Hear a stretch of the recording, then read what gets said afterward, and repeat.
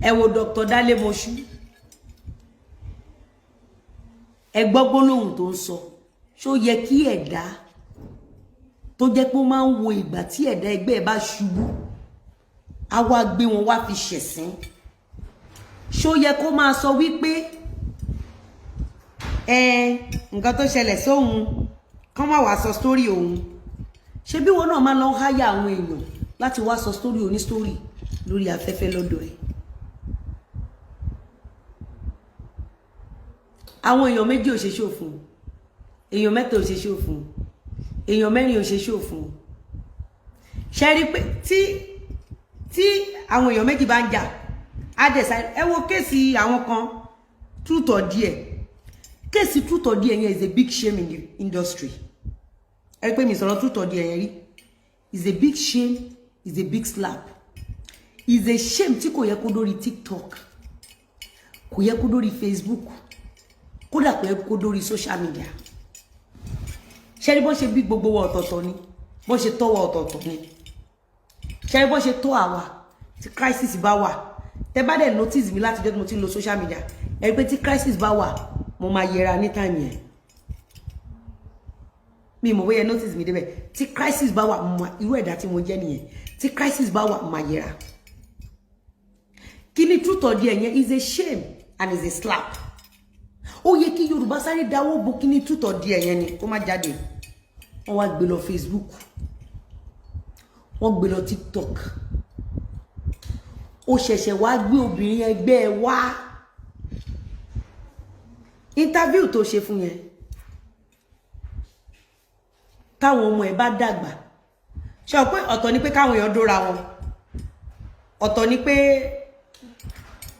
ọ̀rọ̀ bọ́ sórí social media ọ̀tọ̀ ni kó fi platform ẹ wá confirm authentication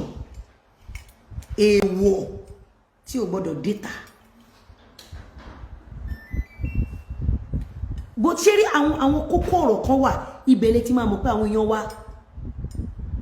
àwọn ṣe rí àwọn tó smart wọn ò láyà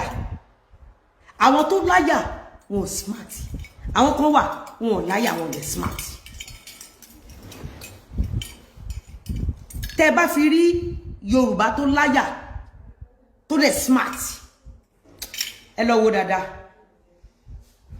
ẹ lọ wo dáadáa special breed lẹ́yìn yẹn àkàndá ni kò ń ṣe regular tó bá jẹ́ pé ọmọ ẹ ló ṣe truth or dare ọmọ títí ẹ tó wò mí ló ṣe truth or dare ṣé o lè gbàdúrà kan gbé lọ sí platform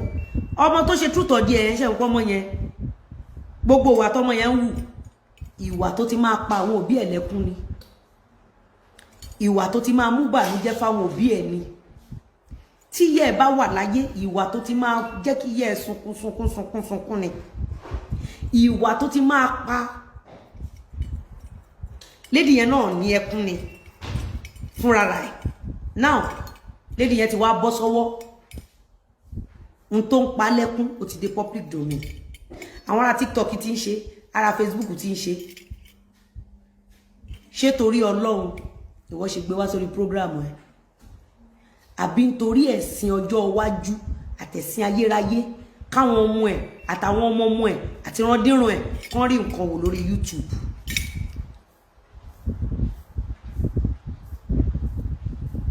wà á rí péjọ tó ti ṣorí burúkú ti tiẹ̀ mi ò dá sí rí ọ̀ǹtì ìgbà tó wá ṣorí burúkú pàtàkì ní January ó rí pé mo ń wọ ẹ̀mí ìsọ̀rọ̀ ń gbà yẹn torí mo ń wo ibi tí ìyà ti máa jẹ lára ẹ̀. The same thing Portable ní issue ó ní crisis ó ti sáré lọ gbé èèyàn wá nídìílé ẹ̀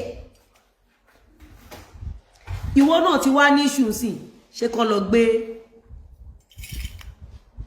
customer tiẹ̀ náà wá báwo ló ṣe máa feel ó ní pé kò sí ìtẹ́ni tó ṣe show fún ẹ ó ti ń gbọ̀n ó ti ń kà ó ti ń sunkún ó ti fẹ́ kú ó ti rù wá imagine iye èèyàn tó wà nínú ẹkún ìbànújẹ́ tó dẹ̀ tún máa lọ gbé family member wọn kán wá náà kí wọn mú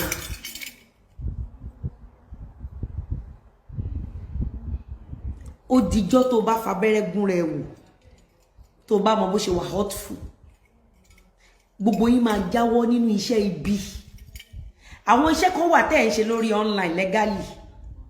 but one on one iṣẹ́ tàtúbọ̀tán yín máa fi bàjẹ́ ni. Báwo lẹ ṣe wá ṣe? Ńgbà tọkọ yín lóhun ò ṣe mọ́ àṣì iná jó wọn náà lábẹ́ aṣọ.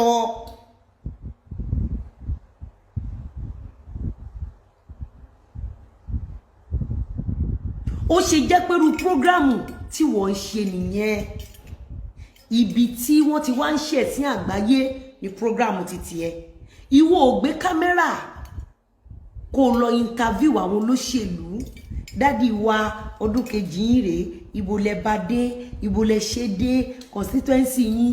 Àwọn tá a dìbò fún ìwọ òye yọ kámẹ́rà. Àwọn tó ń struggle àti dìde jẹ́nìyàn nínú society, ibi ìṣubú wọn ló máa lọ lúgọ sí nítorí views.